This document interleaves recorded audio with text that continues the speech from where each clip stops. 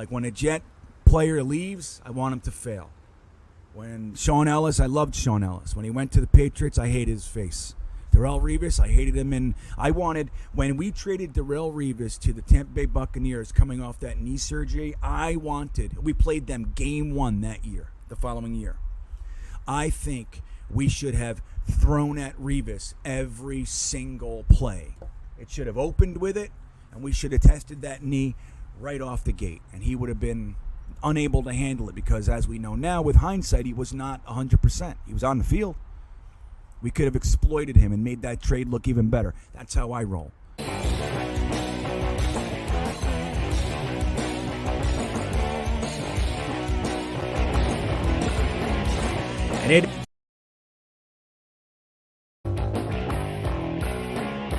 And it is coming close to our big Jets fan meetup at the Coney Island Cyclone, May 15th. Guys, I hope you all are able to come. We're going to have a blast. We're going to stuff Nathans in each other's mouths. It's going to be great. And we're going to ride that coaster built in 1924 together as Jets fans. It's going to be a good time. That's May 15th, 11 a.m. in front of the Coney Island Cyclone.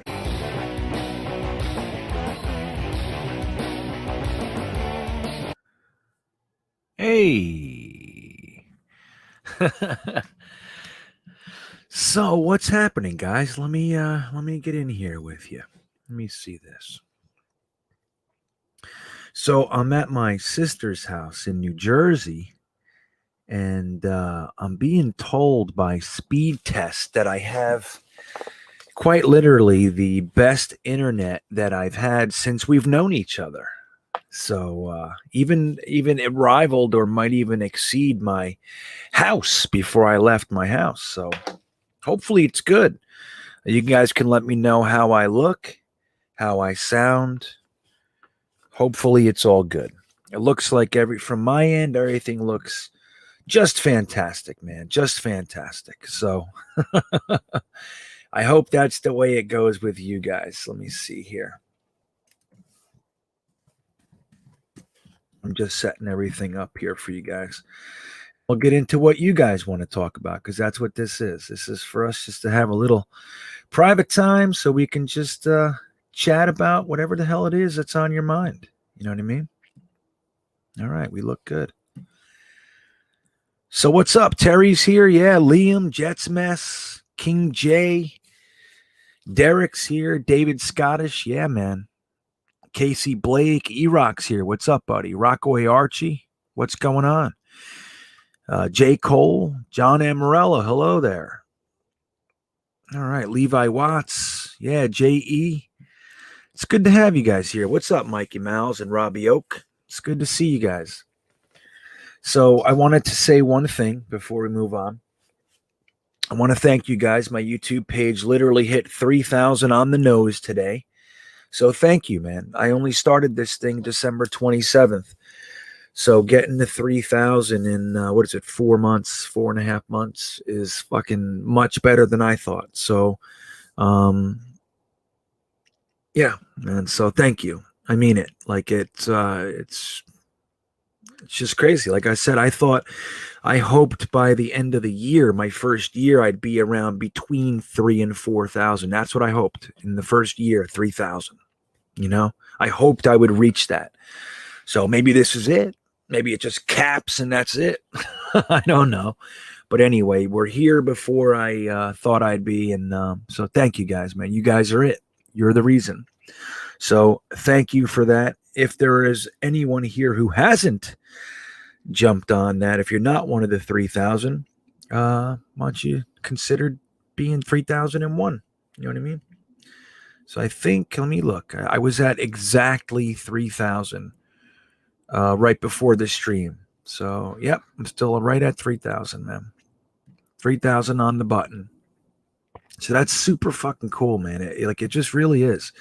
I'm at 3,005. So even better. We're off and running to the next one. So I'm looking good. Thank you. Thank you for letting me know. I forgot I even asked you guys. So it's clear. It's crystal clear. That's good. Well, let's run with it, right? So hello, Gitmo Bob, Chrono Kenny. What's up, guys? Thank you, man. I appreciate it. I hope so, John. I do. I hope the followers grow exponentially. I have a lot of ideas for where I'd like this channel to go. I even have some other guys that I'm working with to try to bring them along and maybe fold them in for some stuff that I can't do, but kind of just other things that are going on in the NFL. I'd like to be able to touch on that stuff, but we'll see. I have a lot of ideas, but we got to get to these plateaus before I can do it. So, look at Gitmo Bob. To hear Green Bean is to love Green Bean. Well, thank you. That is touching. Amazing. Yeah, E-Rock. It's all about the personality and the knowledge, brother. Well, I appreciate you, E-Rock. You were here since the beginning, like so many of you guys, You guys are the first names I remembered. You know what I mean? I'm like, oh yeah, that guy's here. So I appreciate it. J. Cole asks, thanks, Mess. I appreciate it. Favorite pick of the draft? Well, we can go with really, man, it's Elijah Vera Tucker. It really is. I think one of the things that a lot of us have been screaming about for fucking years has been please place some emphasis on the offensive line. Why is it that no one cares about the offensive line? Even when we took Geno Smith, so we had Sanchez, we take Geno Smith, and he's a high pick too. It was our second round pick. We had the first second round pick, it was an early second, and it's why won't we protect these guys? Why don't we think that it's important to protect these guys? Remember, Wayne Hunter and Adrian Clark and all these guys. It's these are terrible guys. Why won't we do that? So Elijah Vera Tucker, I think, is my favorite pick in the draft. When you get into one of the more creative picks and somebody that's kind of sleeperish, I'd have to say it's Nasruddin, man. That guy, if he didn't tear his ACL in 2019 and he would have come out that year, so if he finished the year and came out, that guy's a first round pick. So I relate it to Bryce Hall. It's a very similar story, man. Bryce Hall had that ankle injury and everybody got spooked. So he made it to the 5th round. And we got, by all accounts, man, a early 2nd round grade cornerback in the 5th round. The same thing applies with Nasruddin. That guy is an absolute stud. Let me just make sure I got his stats for you. Let me see here. Oh shit, I don't have that here. So anyway, he was being talked about. Oh, you know what? I'm confusing him, but the stats I just gave you with the stats I gave earlier tonight, actually. But another one is Hamilcar Rashid. That's the guy. He should have come out his junior year. Nasruddin had that injury, and then that knocked him down, a peg, and people got spooked by the injury. But another one is Hamilcar Rashid, I think is how it's pronounced. Dude, the guy, he should have come out his junior year. He had 22 and a half tackles for a loss and 14 sacks, 3 passes defensed, and 2 forced fumbles to go with 62 tackles. Dude, and then he stayed for his senior year and he had a tough year. But dude, does that not show you the juice is in the jar? You know what I mean? The juice is in the bottle there, man. 22 and a half tackles for a loss, 14 sacks. It's fucking incredible. We got him as an undrafted free agent. So interesting. Wow, look at you guys. Thank you. Jets Mess. What the fuck, man? Incredible. Thank you, sir. I appreciate this pink super chat. Stuck out west. Here's some hot dog money. Wish I could be there. Have fun. Your show is awesome. Post some pics. I used to work in Coney Island years ago. Wow, I didn't know that. That's incredible. That's incredible. Well, thank you, Mess. I will absolutely use that $50 on some hot dogs. You'll get some foot longage going right to my son and to myself. So thank you. That's really super cool. Yeah, I wish you could be there too. You got to tell us the story one day. What'd you do at Coney Island? I'm all into the Coney Island history. Sack Exchange from Twitter sent me a few documentaries on the history of Coney Island. In 1902, they had a little ride that they themed to like an alpine coaster. And in 1902, they had refrigerator units pumping in cold air to make you feel like you were in the Alps or whatever. That's 1902. They were doing stuff like that at Coney Island. The place is groundbreaking. It's incredible there. Incredible. So thanks, man. I can't wait to go there. I've spent very little time in Coney Island in my life. I went on the Cyclone last year twice in one day. I sat in the front car and I sat in the back car, and then I ate at Nathan's Frank. Frank and I walked around a little bit, but I didn't like do Coney Island. I'm going to go on the Wonder Wheel. I got lots to do over there. So, yeah, man, it's going to be a blast. I wish you could be there too. And guys, I want to reiterate, if any of you guys are wondering, like, I don't know if I should go, if you can and you want to, come. We're just going to be wearing our Jets jerseys. We're all going to meet in front of the Cyclone about maybe 11:30, 12, whatever it is, after we're all chit-chatted up. We'll all get on the Cyclone. We got to buy our own tickets. We'll all get on the Cyclone and we'll get a full train of Jets fans and we'll do the Jets chant going over the hill. What do you think? And I'm going to film that shit. I'll figure out how to film it. I have a 5-point restraint camera for my chest. I got a wrist one, so I'll figure it all out. And we'll put that stuff all over the place. Okay? So it's going to be awesome. So thank you, Jeff Davies. I appreciate the super chat, man. Is there anything that you wanted to say there with it? Or are you just sending me is that a sticker? I can't see the stickers on let me see here. Let me see if I can go on the channel. I'm going to go on my YouTube and see if I can where is it? Nope, it's not a sticker either. Right. All right. Yeah, it doesn't look like a sticker, but thank you, Jeff. I appreciate that, man, sincerely. And if you have any questions, I'll try to look in the chat and see if you got anything else that you wanted to add to that. I appreciate it. And David Scottish, New York Jets. David Scottish, New York Jets fan. There it is. I like to call you David Scottish. I did it in the last stream as well. What do you think of the tight end we signed as an undrafted free agent? Well, I don't know if that's a loaded question or if you honestly don't know. I'm going to answer it nonetheless. Everybody that's been hanging out at my mocks and everything knows I'm a big Kenny Yeboah supporter. I had him as like a 3rd, 4th round pick. I love him. Like, I love him to death. I know a lot about him. I did a lot of research on him. And the interesting thing with him is that he was actually out of high school. He was very unheralded. And he came out of Allentown, PA. He was a 6'4", 215-pound wide receiver. And he didn't get any offers from any legit schools. And then he reapplied to Temple, and they ended up accepting him. So they were the only Division I AA school that gave him a shot. So obviously he took it. And when he went there, he played wide receiver his first year, and the head coach was Matt Rule.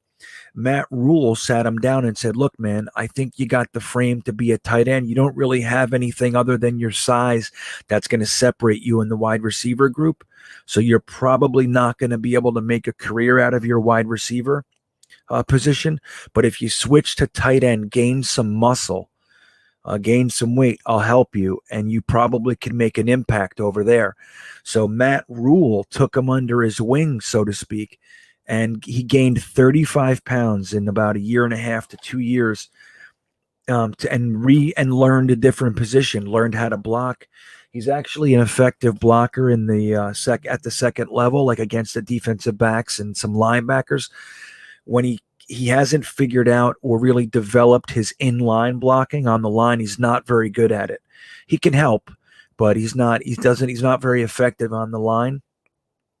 But he's very effective in the passing game, having the wide receiver background. And again, he's just been steadily improving, gaining weight, working.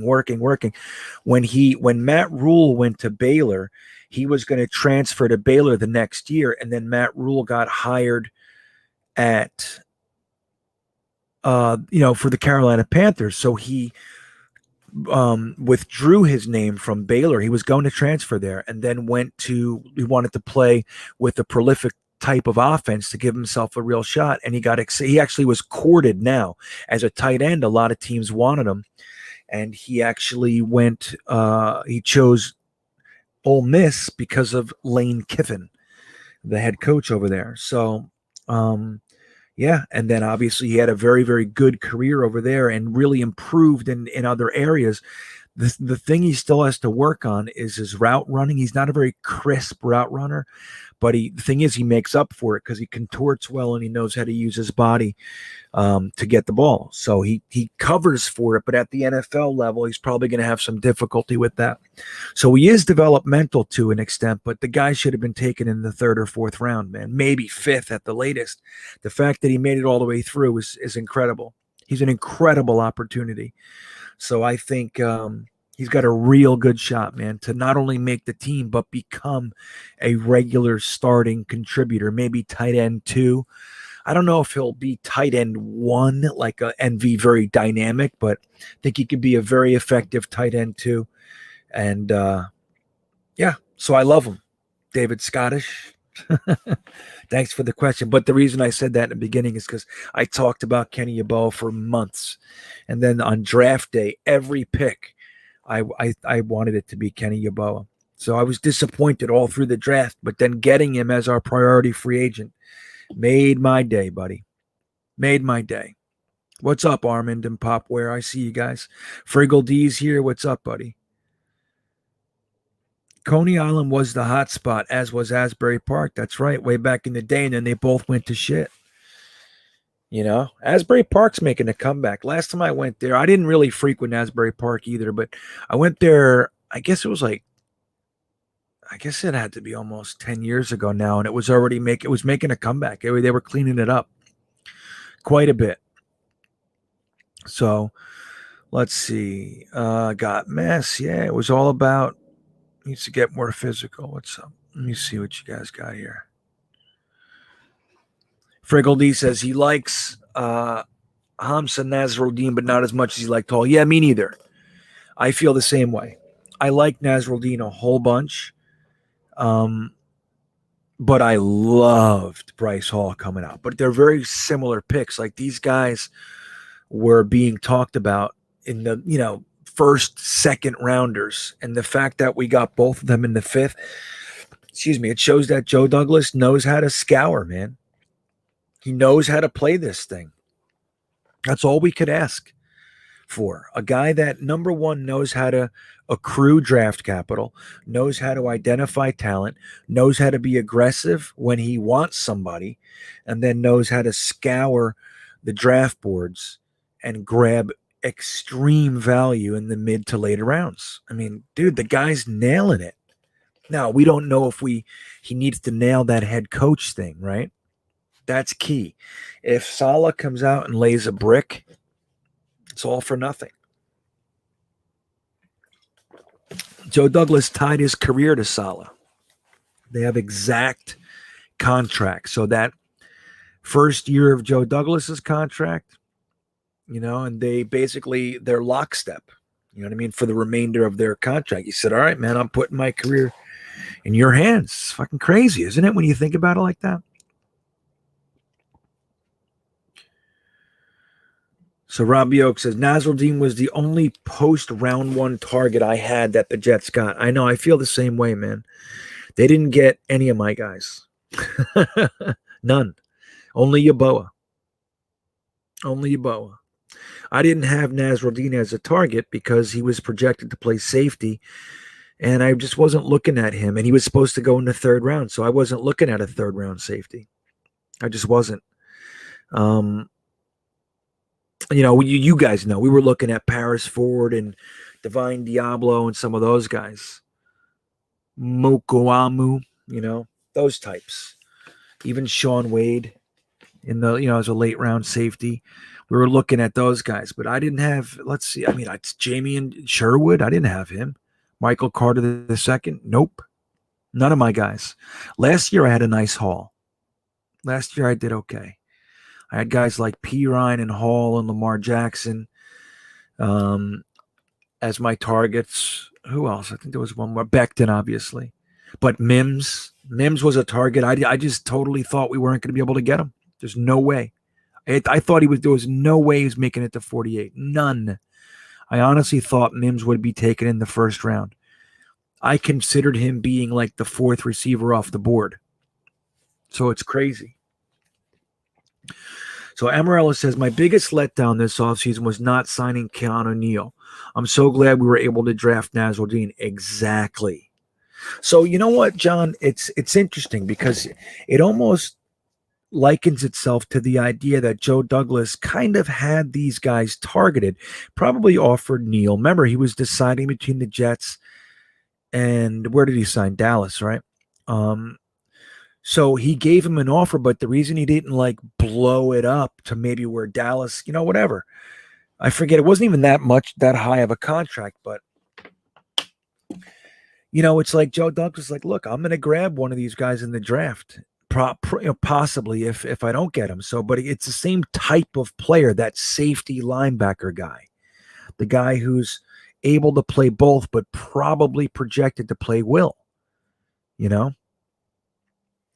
So it's just interesting, like, I don't know. This Joe Douglas guy, we haven't figured him out yet. That much is certain. Oh, holy shit. Okay. Mutt Viles. Thank you, my friend. Mutt Viles with the, as Ryan would say, with the big dick super chat. Thank you. 151.91. I'm really curious as to your numbers. You come out with some interesting ones. One day you got to tell me what that's all about. But thank you. Let's read it. Hey, Green Bean, a few things. First, congrats on hitting 3,000 subs. Road to 10,000, brother. Thank you. Second, do you think the Jets would trade for a tight end? Third, who we playing week 1? Last one. Are you and the boys going to any of the games? Would love to meet you guys. Sorry, can't come tomorrow. Got work. Yeah, I'm bummed, man. I'm bummed you can't come. As far as the first one, let me say thank you. I nothing would make me happier if I'm on my road to 10,000. That would help because, as I'm on the road without income, I'm not in trouble or anything, but I don't have an income, so I got to be real careful, right? So these types of things help me. And if I can get 10,000 subs and build this thing, it helps, through YouTube and through some other things that I'm able to do because of it, But so that would be great. So thank you, man. I appreciate that. Do I think the Jets would trade for a tight end? I think they would if they needed to, but I don't think we need to. I don't like when you look at, and it would depend on who, right? Like, so a lot of guys have Zach Ertz as like their target. Everybody wants to trade for Zach Ertz. I really liked Zach Ertz. I'm pretty sure Zach Ertz came out in a year. I think it was the same year that we took Jason Morrow, maybe. Maybe not, but it was one year when we took somebody. Anyway, I really liked Zach Ertz, and I hoped that the Jets got him, right? Let me see. There we go. And he played really well, but I feel like he's on the decline, and I don't see Joe Douglas giving up his assets for a guy that's on the decline. He just doesn't look like that. He doesn't bring guys in that are declining. Have you noticed that? I mean, like, who is it? Who's declining? Even guys that he takes a risk on, like a George Fant or somebody like that, it's still, he's not declining. He's taking a risk on him, what's the word? Transcending. Let's stay with fucking, improving. That's what so he doesn't seem like a guy who's bringing in guys that are declining. Even when he brings in an old head like Vinny Curry, it's not to like be a starter or anything like that. He's just part of the rotation, and he's very effective in that role. Like Vinny Curry was effective last year in rotation. So I don't know. I don't see Joe Douglas doing it. I mean, I think he's not afraid to. But I think our tight end room is kind of interesting. Like, number one, we have Yeboah, who's got just all the potential in the world, while still being developmental. I wouldn't expect him to come out and light up the league this year, but I think we'll see flashes. Chris Herndon, who I'm almost done rooting for, still has that 1 year left on his contract and has never been with a legit offense. So there's that. Like Mike LaFleur might be able to get something out of him. So he's an interesting one. And then you got guys like Tyler Croft, who's an elite blocking tight end. He's not the best pass catcher, but he has had a year with over 40 catches. So there's that. And then you have, Trevon Wesco, so who we don't know what his role is. But let me tell you, he's a much better athlete than he's given credit for. He's a ferocious blocker, and he's got very soft hands, and he's also ferocious carrying the ball with yards after the catch. So he's effective. And even if we're going to use him for the fullback role, that would be really interesting. But I don't know if we need to. I think he can, I'm really interested. I'm really into keeping Trevon Wesco. And I think he's versatile, and I think he has a lot more to offer than we've seen. But I'm almost into the idea of somebody like Josh Adams taking the fullback role. A little bit different than Juszczyk, but he's a big, strong running back. You think he's like 6'1", man, 6'2" or something like that. He's big. He's a big, strong guy. And he reminds me a little bit, while not quite as big, as like a Gerald Sowell or maybe Richie Anderson more. They were fullbacks, but they were more pass catching fullbacks. Like they weren't like those bruisers that you send through the hole before your halfback, So maybe he can fit, Josh Adams can fill that role, and Trevon Wesco, Kenny Yeboah, and Chris Herndon and Tyler Croft are our running back room, or our tight end room. You know what I mean? So maybe that's how it goes. So I don't know. I don't know if I see that. Who we play in week 1?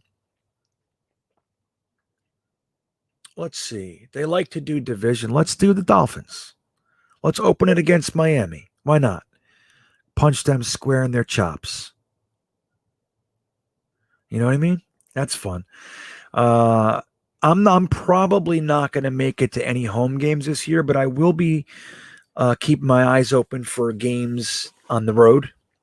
And like I said, I'm really excited about this year, trying to hook up with all the Jets fan clubs around the country. I haven't made like the official push yet, but I've already did research, and I know where like 8 or 9 Jets fan clubs are, but I have to plan my route a little bit further into that.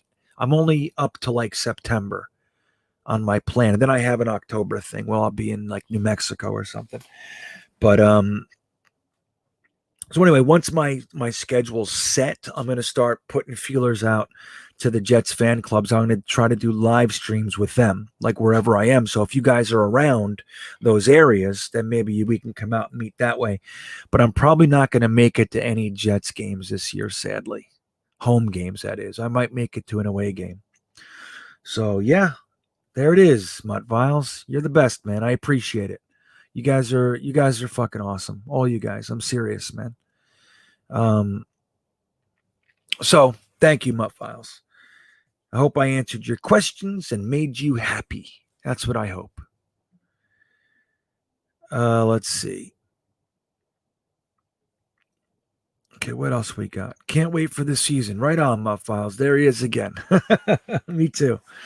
I know I wanted Scott Wilson, right? I wanted Neil too, and I see Friggle D wrote something similar.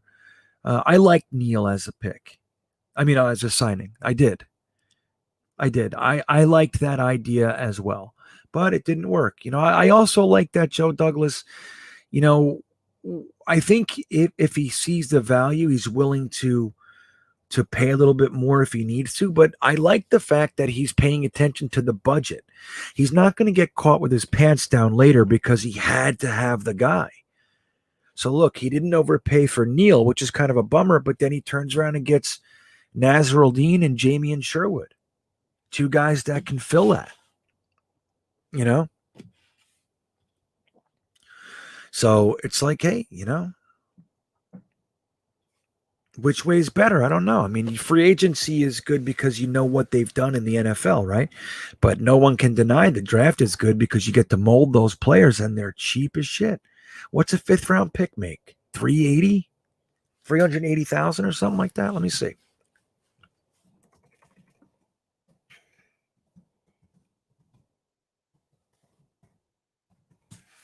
Let's see. Let's see here. I'm going to try to figure this out for us. For 2021, the player selected first overall is projected to receive $37 million in his first contract, including a $24.2 million signing bonus. Let's see now. Okay. That's all the picks. So Elijah Vera Tucker, conversely, is going to make his contract will be $15.9 million with an $8.9 million signing bonus. Let's look at pick 23 real quick, which was Christian Darrisaw, $13.4 million with a 7.1. Now, what about the other rounds? That's what I want to see. Let me see.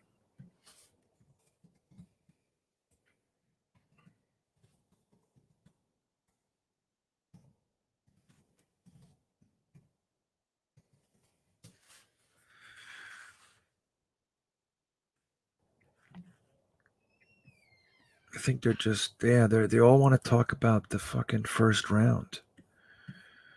I don't know. I can't file. I don't want to wait. I don't want to spend too much time on it. But yeah, it's interesting, right? So they're gonna make, instead of paying him $3.5 million a year, you get to pay him $350,000 or $480,000 a year. You know what I mean? And he's yours with a young body, and you can mold him how you want to mold him. So there's definite positives to having the draft pick, but the obvious negative is you don't know what he's going to be, right? So I wanted Keanu Neal too. I thought that was a good one, and I thought he was going to pick us too. I did. I thought Saleh and Joe Douglas would get him. That's what I thought. But ultimately, more than likely, it comes down to money. You know what I mean? I know. Terry Monroe asks, why 151.91? I think Mutt Viles answered this. I don't know. Just a number I picked. That's funny. And Iraq is kind of where I am on this one. Ertz is done. Too injury prone now. Yeah, I think I feel the same way, guys. I do. And I don't see Joe Douglas. And I know Mutt Viles. I know that wasn't necessarily the name you were talking about. It might have been, but you didn't indicate as much. But I think I just kind of gravitated toward that because that's a name that's been thrown around consistently. And I just don't see it. Now, what other tight ends are kind of out there? Jordan Reed is still out there as an undrafted free agent, I think. He's too injury prone as well. Yeah, I don't know. I don't even know who's around, who's available. But again, I don't think we need to. I don't think we have any real illusions that this is a year where we're going to make a hard run to the Super Bowl. I think what this year really is, this is the foundation year. Joe Douglas, last year and a half, what did he do? He cleaned house. That's what he did. And he recouped as much value as he could by the pieces he was getting rid of. Jamal Adams, Sam Darnold, Avery Williamson. You know what I mean? And on and on and on. Everything he was able to do, Leonard Williams, Steve McClendon, Jordan Willis. Before him, Jordan Leggett. That was Gase, but still so what they're doing is they're getting rid of all the stink that's been here. With all respect to all the players as individuals, it's just we had to get rid of it. He had to deal with Trumaine Johnson's contract, Kelechi Osemele bullshit. Quincy Enunwa. What was that? He could no call, no show. No call, no show. He says, my wife's a vet and all this, and I was spending Veterans Day. Okay, that's great. All you had to do was call and say, hey, I'm going to spend it with my wife. But that showed how players viewed the Jets at that point. I don't need to fucking call. There's no accountability. So Joe Douglas said, well, you're going to get fined. That's it. And he made that whole social media thing, throwing the Jets under the bus. It's like, wait, what happened? You didn't call? No call, no show? Let me tell you something. I was an executive director for a decade, right? And I was a program director before that, and I had other managerial levels.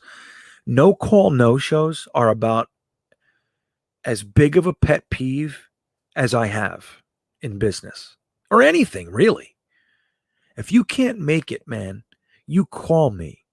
And if I'm waiting on you, if I expect you to be there, all you have, shit happens, right? All you have to do is let me know, and all is well. I can't make it, or I don't plan on making it next week, 2 weeks because of X, Y, or Z. Okay. So he had to deal with that. And don't forget, dude, we still are paying for Quincy Enunwa this year. We're still paying for Tremaine Johnson and Le'Veon Bell this year. This is all the garbage he had to get rid of. So last year was a clean out year while adding pieces like Denzel Mims, Mekhi Becton, Bryce Hall. You know what I mean? Those guys, Ashton Davis, some other guys, George Fant. He's bringing some guys in as part of the foundation. But this draft, this was a foundational draft. And this year is going to be a foundational year. We have to see what Saleh is like. He's got to settle into his new role. You got to see what Mike LaFleur is like. He's got to settle into his new role. You have a brand new rookie quarterback. You have rookie wide receivers. You have other free agent guys who've never played here before. So it's all foundation. We have an offensive line, again, that has never played together. You're going to have 2 new pieces on that line. So once we lay the foundation this year, guess what, guys? We have 2 firsts and 2 seconds next year. In addition to, I think it's 3 fifths and 4 sixths next year. Okay? To add onto our foundation. So I don't think that we have to go out and trade for a tight end right now. Like, we have bodies in the house. We have a couple very young bodies, and we have one guy trying to prove that he deserves to be in the NFL. Let's see what they got first. That's how I feel with the cornerbacks. We brought a bunch in, bunch of young guys. Let them battle it out. Let's see what we have before we know if we need to get somebody. What if Eccles or Michael Carter II ends up being one of the best cornerbacks we've seen? And you brought in a Brian Poole and Michael Carter sitting on the bench the whole time. You know what I mean? You never know. You know what I mean? Desir was a free agent on 1-year contract. That's all it was. It was getting a body in the house. That's all it was. Don't forget, last year was to clean the garbage year, but you still have to have a team. You know what I mean? You look at some of the other guys he brought in, like Hairston and Desir and Quincy Wilson in the defensive backfield. It's like, we don't love those guys, but what were they? They were swings. That's it. While he's building his team, he needs some place. He needs people to be on the field, and if they work, great. But there's a reason he was a 1-year deal. He sucked, didn't he? He sucked. Oh, Rusty Spooner, that's my guy right there. And we can get Charlie Kolar out of Iowa next year. Yeah, boy. There's going to be quite a few good tight ends. Another one is the Ohio State, Jeremy Ruckert. There's another one. Yeah, man.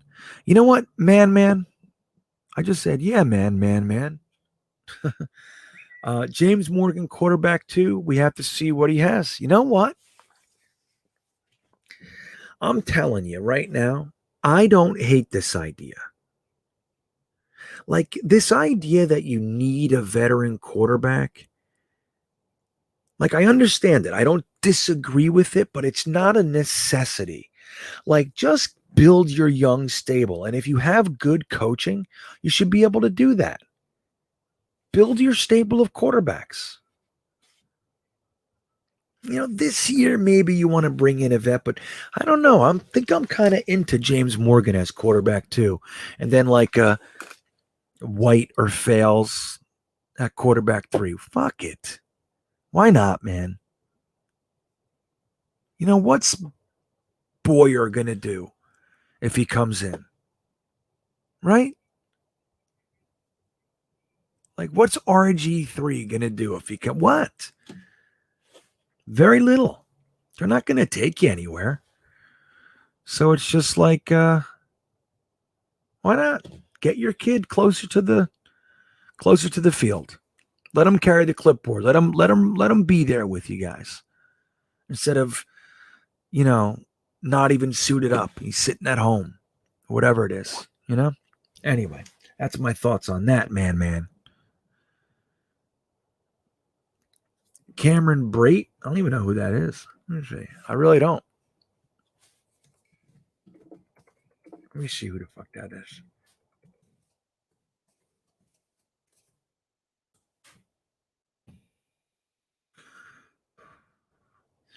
Oh, tight end for the Bucks, huh? He had 28 receptions. I don't even know that name. That's crazy.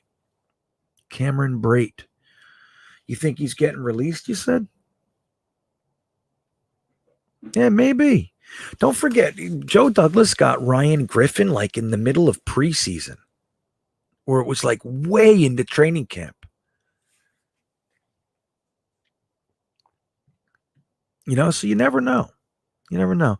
But again, I happen to like some of the players we have at that position. I don't like Ryan Griffin. I don't like Daniel Brown. I don't love Tyler Croft. I like him as a blocker, like if that's strictly his role. But I like having guys that can block and catch. Is there anything so wrong with that? You know what I mean? But Croft can catch. He proved it. He just hasn't been used that way. But so maybe they have more of a role in mind for him. Rich Ritter says Wesco is slow. Yeah, he is. But he's not meant to, open the seam or anything. That's not what he's doing. He's meant to out muscle the guy on him, which will more than likely be a linebacker. Wesco, we learned last week, remember? 267 pounds, dude. Think about if that guy gets a head full of steam and you're a safety or you're a cornerback and he catches the ball, the linebacker, he sheds the linebacker and he's running down the field and you're a defensive back. 267 pounds and a guy who knows how to use it. He's knocked more than his fair share of mouthpieces out of mouths. You want to get in the way of him? I know I don't. And I'm sure lots of guys are going to second guess it. They're going to have to go for his legs, and Wesco's also jumped over a guy or two in his career. What's up with you, Carmelo? I see you. Pop Wars says Croft is a Rutgers alum. Yeah, there you go. Why not? I didn't know that. Good. We're always rooting for Rutgers, right, guys? We're always rooting for Rutgers players. That's how I feel about UVA, too. I'm always rooting for UVA. Tony Poljan went over to the Ravens. If any team is going to know how to use him, that guy's 6'7", 265 pounds. Biggest tight end in the draft. If anybody knows how to use him, it's them. I know. Pop War says it's going to be interesting to see how they use Wesco. I agree. I'm very curious as to how we use all these guys. Think about all the defensive back hybrid safety types that we brought in, all these hybrids, super athletic guys all over the place, and guys like Wesco. What about our running back stable? Like, I got to tell you, man, as much as I like what Tevin Coleman has done in this league, I got to tell you, to me, he's the odd man out. Get the fuck out of here. We have 4 young studs. They better outplay him in the preseason. I don't want to see Tevin Coleman getting 18 carries a game, man. That's not what I want to see. You guys agree?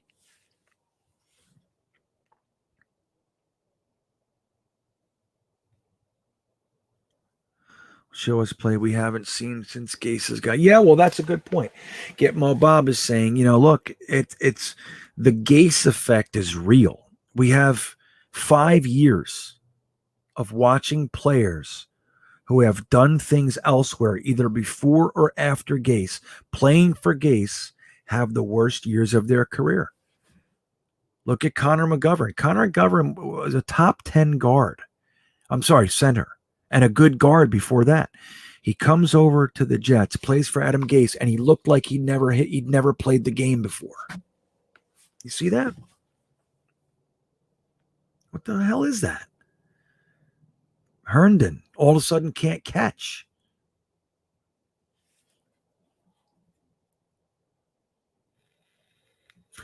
Oh, Armin said he thinks we're opening against the Pats. We haven't opened against the Pats in a long time.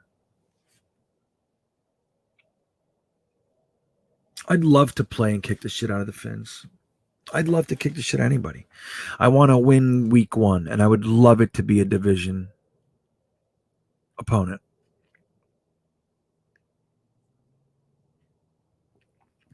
See, Gitmo Bob makes a good point. This is how I see it too. Like, well, I guess I'm somewhere in the middle. I guess I am. But like, your coaches should be able to coach. But I also do believe when you have a new coach, having players come over that were prominent players in their system to kind of assist with the implementation and the onboarding, the rollout. So like, that's why I like the idea of a Sherman, but I wouldn't want him to take too much time away from the young guys. I just really wouldn't. I'm so sick of it. Like, it's one thing when you have a team that can honestly compete for the Super Bowl and you're one player away, like your cornerback is just a major hole and you go sign a vet. You know what I mean? And you overpay him, just get him in here. Like, that's fine. But when you have a young stable of guys and you're trying to see what you have on your team and you bring in a Frank Gore and you hand him the ball every day, all game, why? Like, if you have Sherman come over and he's the guy starting, if the other guys aren't ready, sure. You don't want guys to play before they're ready either. Like, look what happened to poor Lamar Jackson last year. The guy was a developmental cornerback. He's got lots and lots of skills, but he's developmental for a reason. He was an undrafted free agent. He's not supposed to be out there. And they put him in the biggest, do or die situation, alone on the fastest guy on the field in the last 30 seconds of the game.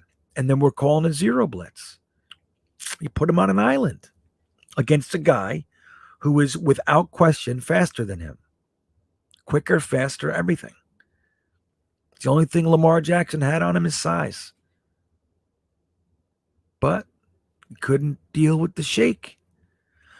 And what have we heard anything from Lamar Jackson after that? Those games, he was gone. He's probably still not right. Probably still has visions of Ruggs' little move. So why did I bite? You know what I mean? But I do agree with you, Gitmo Bob. We shouldn't be dependent upon players to coach. I like bringing in guys from a different system if you're installing a new system. But as far as like these, you need a vet quarterback to coach your quarterback. Like, what's the quarterback coach doing? He's supposed to coach him.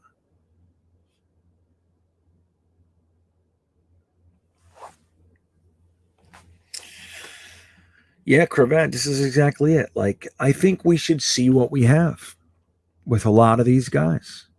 The rookies are tough because rookies aren't necessarily, more times than not, they don't come into the NFL and light it up. They take a little while. Jets fans are notorious for wanting to give up on guys after 1 year or 2 years. They want to give up. This guy sucks. And then he goes somewhere else, and 3 years later, he comes into his own, and he's fucking an animal. A great example is Demario Davis. He was okay for us.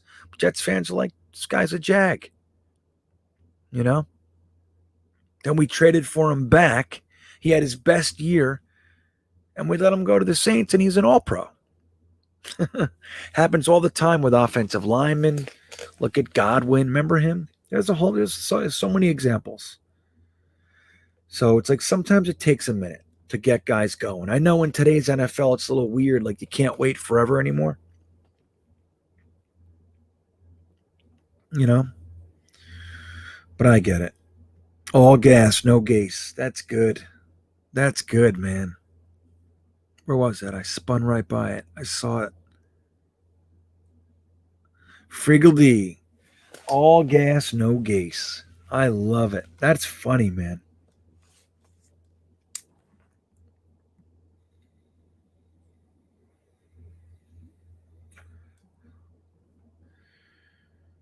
What's that? Pete Friend is saying that's the ideal scenario, but I don't know what you're necessarily referring to, my buddy. Yeah. Right, Owen? I don't know about Coleman. Like I said, I like him. You mean Tevin Coleman, right? Yeah, I like him, but not when you have Ty Johnson, LaMichael Pirine, Josh Adams, and Michael Carter on your team. I mean, are you going to try to stash someone on the practice squad so Tevin Coleman can play? I don't know. I think every one of those guys, if handed the ball with a good offensive line and a good system, every one of those guys can be effective. So why have Tevin Coleman? To coach, right, Bob? There you go. Oh, Tevin Campbell. Tevin Campbell? Tevin Campbell, right? Yeah, I think that's what I'm talking about. So don't forget you can like this video too. It helps out. That's good stuff. Don't forget. Everyone's sleeping on Lawson, right, Derek? Dude, if you guys have some opportunity to watch Carl Lawson's tapes, like just go last year. You get NFL Game Pass, right? And you go watch the All 22. Just pick a game and watch him. You can zero in on him the whole time. I did that when we signed him. I watched a couple of games. I don't know if it was from last year, though. I forget, man. It's all so blurry. But Carl Lawson is, dude, he's exactly the type of player that we haven't had here. Nonstop, fast, great moves. He causes pressure. If they don't account for him and don't plan for him, he's going to ruin their day, and they know it. We haven't had that guy in a long time. And he says he's going to be a monster. I agree. And especially next to a guy like Quinnen Williams. You have Quinnen Williams, and don't forget, Sheldon Rankins is a very effective pass rusher up the middle. He creates pressure up the middle. You have Sheldon Rankins and Quinnen Williams coming up the front. And you have guys like Carl Lawson, Vinny Curry, John Franklin Myers, with the young guys, Bryce Huff, Jabari Zuniga, Rashid, all coming around the edge. If you optimally, what you want is a rotation. So you want like Carl Lawson on this side, John Franklin Myers on this side. And you want the rotation to be so like when Carl Lawson comes out for a quick blow, Jabari Zuniga comes in. When John Franklin Myers goes out for a blow, you bring in Vinny Curry and they play two plays. And then they come out. And then Bryce Huff comes in over here. And then Lawson, you know what I mean? You want to keep them steady. And then in the center, you have guys like, you have obviously Quinnen and Sheldon Rankins starting.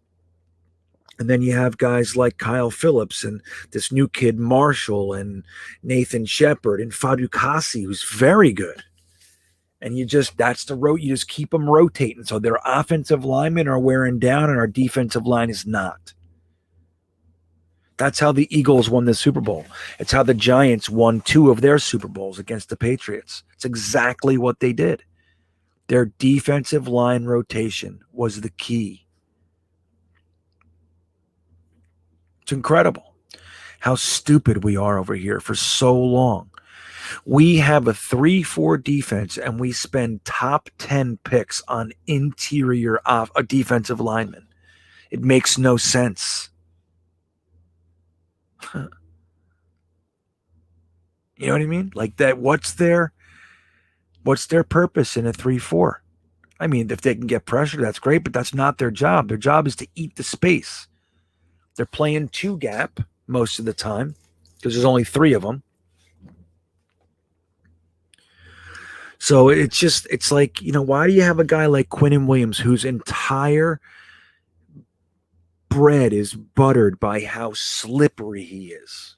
He's strong, quick. He has a great first step, great use of his hands. He's slippery. Why are you causing him to stand up and eat space? Why is that the plan? Why did we take him 3 overall and make him do that? So now he's going to be fucking 1 gap in it next to Sheldon Rankins, Carl Lawson, and Vinny Curry or Jabari Zuniga. I love it, dude. I love it. I love a 4-man line. I love it. What's up, Yoit Snarf? Am I saying that right? Yoit Snarf. Yoit Snarf. Love the show. Thank you, man. I appreciate that. I do. What's up, 7 Levels? I see you, buddy. Pete Frenna. Oh, you were talking about Vinny Curry? What were you? Wait. Yes. Optimal. Correct. I agree. Give you royalties for what? What'd you say again? Say it again. What the hell did you say? Oh, all gas, no gas. Yeah, I love it. Shirt it up. That's good. I got to do that. I'm going to do it. I actually made a shirt for I could give 2 shits. I don't know. I never did anything with it. It wasn't very good. So all gas, no gas. Oh, I love it. We got to get that one out there. I'll give you all the royalties, Friggly D. How about we just sell it, not make any money? We'll just cover costs. What's that? How's that?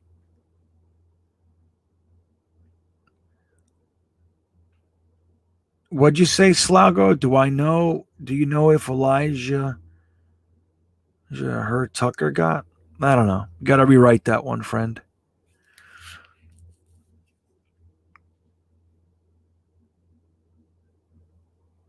Yeah, right. Get Mo Bob. He's like, right. They're going by the law of averages. They brought in 5 athletes. They also got Bryce Hall and Blesson Austin back there. You have Javelin Guidry back there, who I'm not very high on, but he's there. And you bring in a bunch of guys and you let them fight it out behind a legit pass rush. Think about this. If you have a legit pass rush, like a pass rush that can actually apply legitimate and consistent pressure on the quarterback, then behind them you have C.J. Mosley, a revitalized Jared Davis, and Jamie Sherwood or Hamza Nasruddin running around, and they're effective. Dude, the defensive backs, you got Marcus May back there. You got LaMarcus Joyner, Bryce Hall, and Blesson Austin. You know what I mean? With guys like Pinnock and whoever else backing them up. Michael Carter II at nickel. You know? Dude, pressure changes everything. Like Joe Douglas has said 100 times. Speed creates pressure. Pressure bursts pipes. That's what we're doing. We're bringing in the speed. On the defensive line, speed. Linebackers, speed. Defensive backs, safeties, speed. Athleticism, versatility. Look at the wide receivers. Jesus. Big, fast. Then you add Elijah Moore to that. Super crazy, shifty, and fast. You bring in Michael Carter. It's like, dude, we're building something here, man. We're building something here.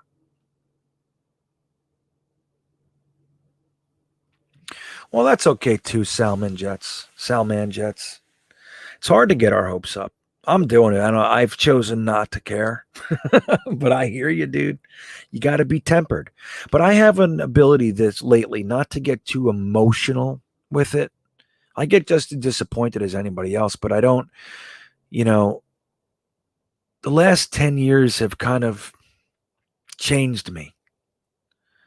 Like before this, when we lost, I was miserable. Now, not so much. Like now, I see some reason for optimism, so I'm doing it. Like, you know what? Fuck it. I'm going to enjoy this, Sal, man. You still don't want to get your hopes up. I hear you, because being let down sucks, and we're let down more than anybody. So I hear you. Ain't nothing wrong with that. But I've made the choice to allow myself to be happy. Not that you're not. I mean, like about guys like Carl Lawson and stuff. It's like, you know what? He's going to be great. I was throwing the ball at my son today, and we were doing this. We were talking about all our players. I'm like, man, if Salah is what we think Salah can be, if the press on Salah is correct, is accurate, then guys like Lawson and Quinnen and Rankins and CJ Mosley and all these guys,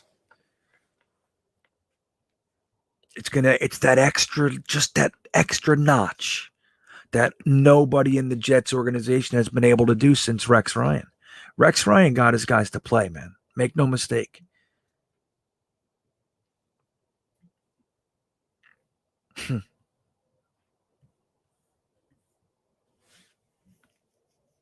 That's right. Yeah, Iraq. That's what I'm talking about, right, man? Corey Davis is fast. Denzel Mims ran a 4.38, dude. 6'3", running a 4.38. He's fast. Keelan Cole is fast. Vincent Smith is fast. Elijah Moore is fast. Yeah, that was great, Derek. Zach Wilson and Elijah Moore were out there having dinner together, just yucking it up, man. Keep hanging out. I'd love to see them as each other's best mans at weddings. That's what I want. Keep them together for their whole career.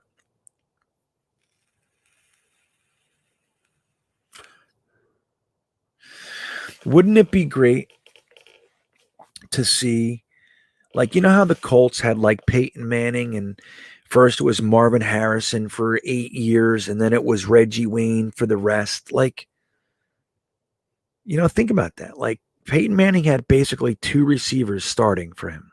He had other guys, Pierre Garcon and what was that other guy's name? Coxie, I think his name was, right? So he always had other guys, but his main dudes, he had 2. Marvin Harrison, Reggie Wayne. And for the Colts. Like, why not? Why can't we do that? Why can't we have Zach Wilson, Elijah Moore, and Denzel Mims here for 10 years?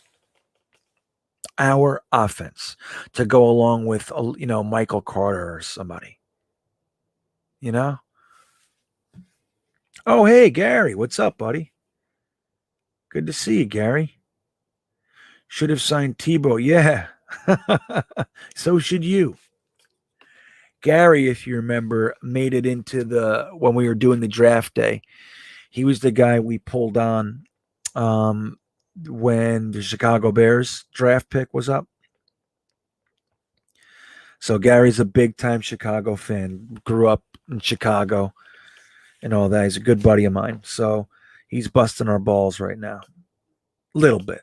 It's a nice ribbing. He's just bringing up the ridiculousness of what the Jaguars just did, I think. That's what I hope you're doing, Gary. That's what I hope you're doing. But Gary's the best. Glad to see you here, man. We should chat soon. Yeah, Rusty Spooner, our defense is like a pack of raptors. Yeah. You want to know who my sleeper for the best defensive player addition is next year? It's Jared Davis. That's who I think is going to have the resurgence. Jared Davis is going to be signed long term, 4 or 5 years. That's what I think. What do you think, guys? You with me?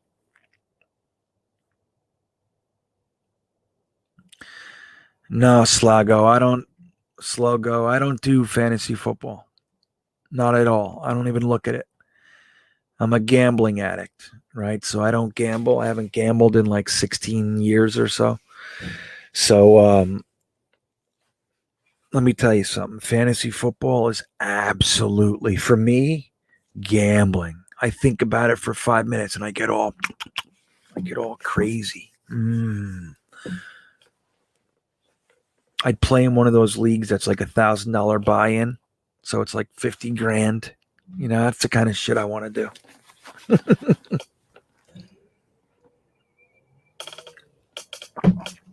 MC1, yeah, I think so too. I think MC2, Michael Carter 2 is going to be good too. I think he's our slot guy. That's what I think. Collie Friggledy, that's right, not Coxie. Austin Collie.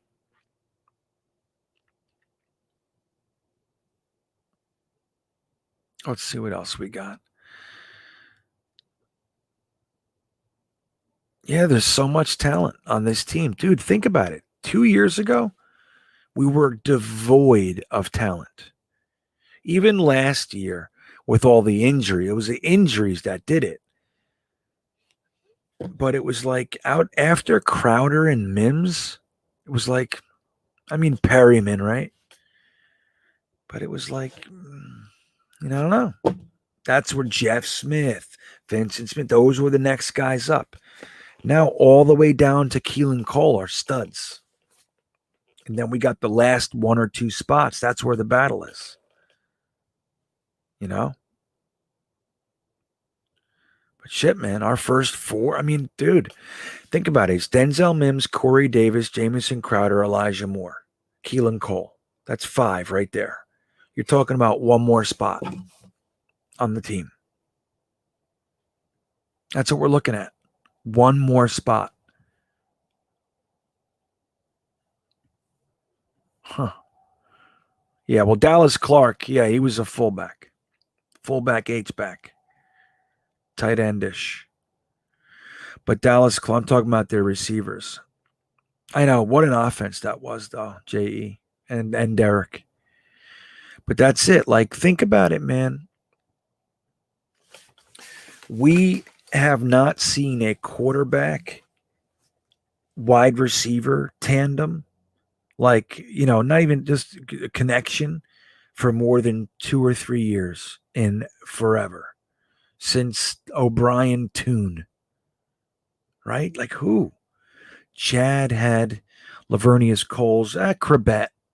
Yeah, they were around together for a while, for sure. Vinny had Crabette and Keyshawn, but Vinny was only here, 3 years, really?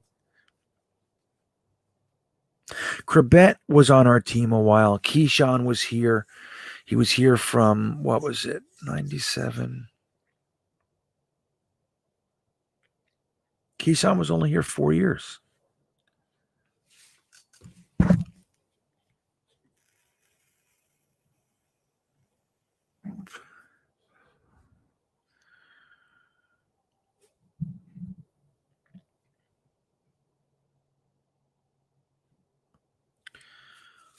Well, Friggledy, you think Crowder's gone before the season?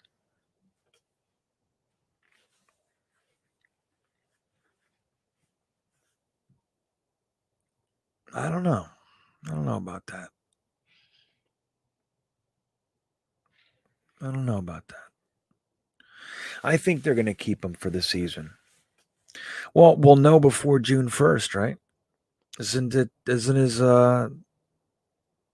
contract kick in June 1st guaranteed? I don't know. Maybe it's the season. I don't know where it breaks down for him. But I don't know. I think you keep him. He's here. It's nice to have a vet receiver running around with a rookie quarterback. Like, think about it. Every receiver. Corey Davis is a vet too, but not like, Crowder's been around a little longer. So having a couple guys that are wily, Crowder's good, man. He's a good receiver. He was good in Washington, and he's good with us. He's been our best receiver by far for his 3 years he's been here. Or is it 2? 2 years, right? This is his 3rd year, I think. Shit, I don't know. Is Mosley one and done? I don't know. I think that the rumor that they were floating him is true.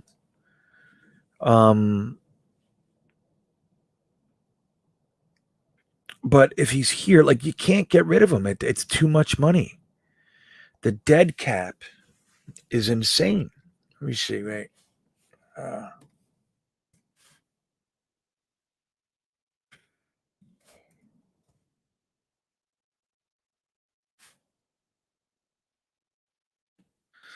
Let's take a look here. Hold on. Let's take a look. Maybe you guys can help me. I'm going to share my screen with you.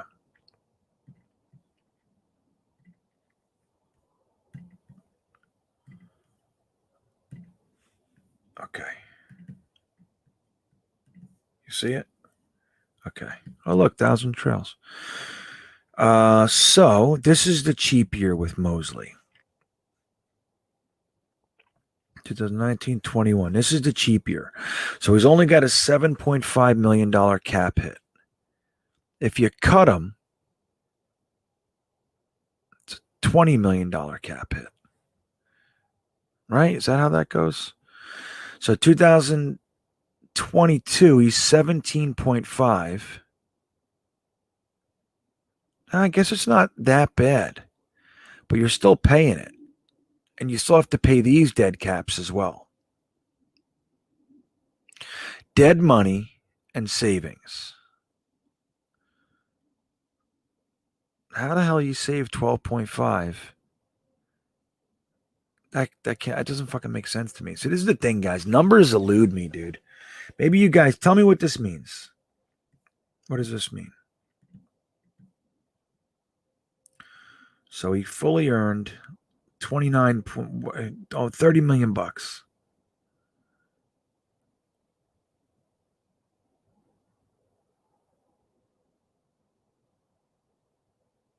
There it is, 85 fucking million dollars. So you tell me, guys, explain this to me.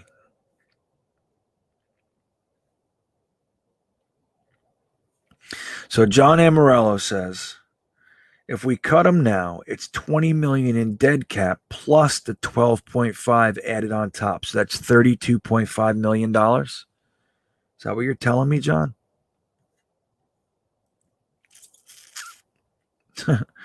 Rusty Spooner says he got paid. He goes, wow, Mosley got paid $1 million a minute.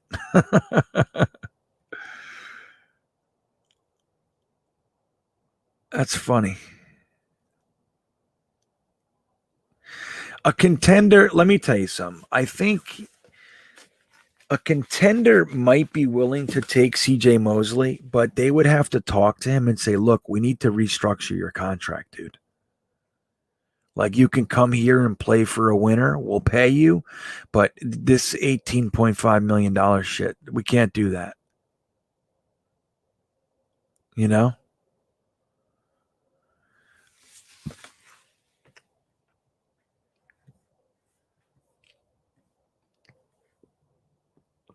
So let me see something. I'm looking at your comments here. Broke Vinny. I don't know what that means. Oh, Vinny, yeah.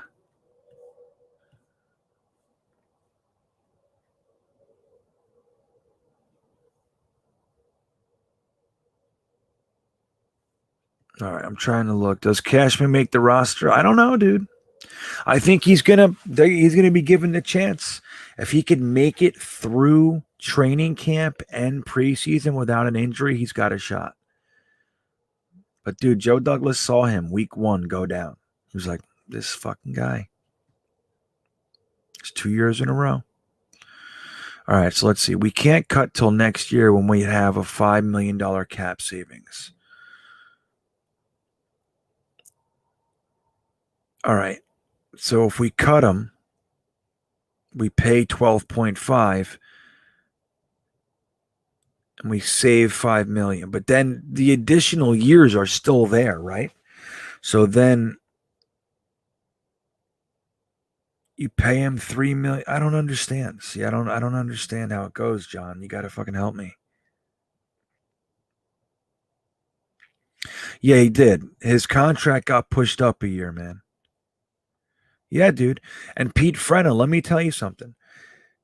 This is the stuff that like people forget how hard this job has been for Douglas. Like this is the last one.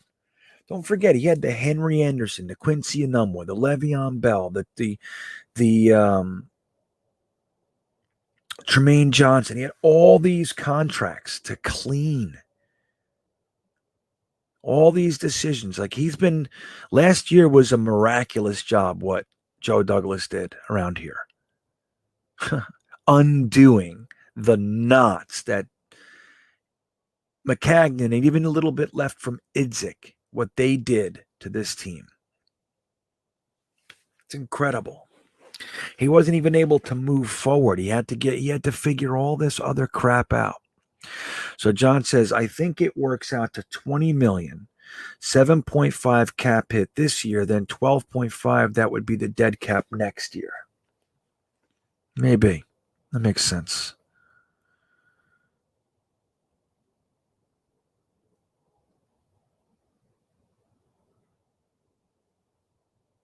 See, it's interesting. It's tough.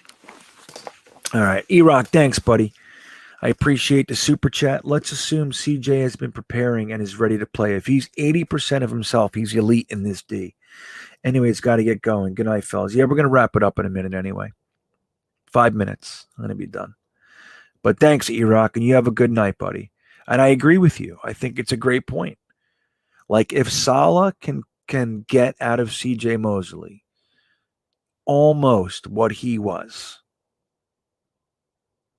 I mean, he's still expensive, but at least you're getting an elite inside linebacker, a captain for your defense that is respected around the league and obviously has an impact. We saw it. We saw what he can bring. That game was amazing. And he went down. It's crazy, man. Mosley got paid to wait out Gase. Yeah, right, Pete.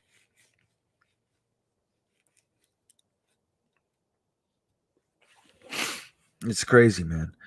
My thoughts on Brant Boyer. I like Brant Boyer, but I'm going to tell you something. My thoughts were we should get rid of him too. And I'll tell you exactly why. I just wanted this to be the first year in 20 that we didn't have a hold over anybody as far as the staff goes. But that said, he's the best coach on the staff. He's made it through 3 regimes now. He's like a Westhoff. You know, Westhoff, everybody kept Westhoff. He was great. When Miami fired him, we jumped on him. And he was here for, 10 years, some more. So I like Brant Boyer. I'm fine. If they like him, I'm fine. But when it was time to cut everybody, make decisions, I was hoping that he went out. It's like throwing out the baby with the dishwater. I just hoped he went. I wanted clean. That's what I was hoping.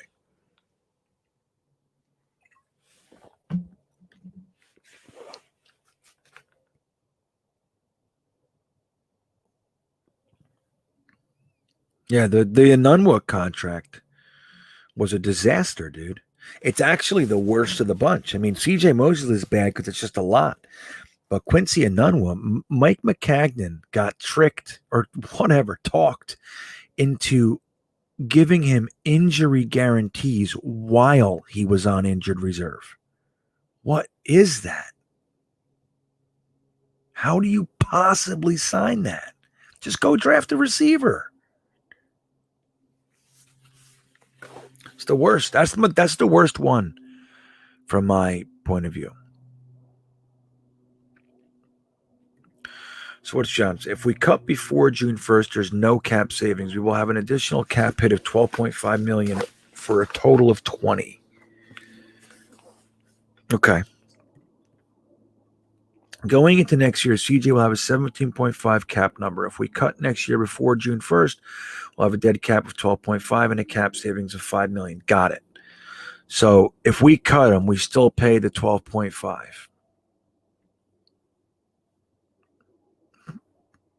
for nothing. So it's like you make the decision. Do you pay 17.5 million to keep him, or do you pay 12.5 million to get him to let him go? Is the 5 million worth that much to you? Yeah. Thank you, John. I appreciate the help. I'm telling you, I lose my brains in this stuff. You know who's good at this is Ryan. Ryan likes this stuff. It bugs me out.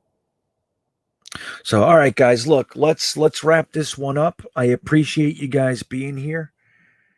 Let me see. Yeah, so again, I think you guys are awesome. Thanks for getting me to 3,000.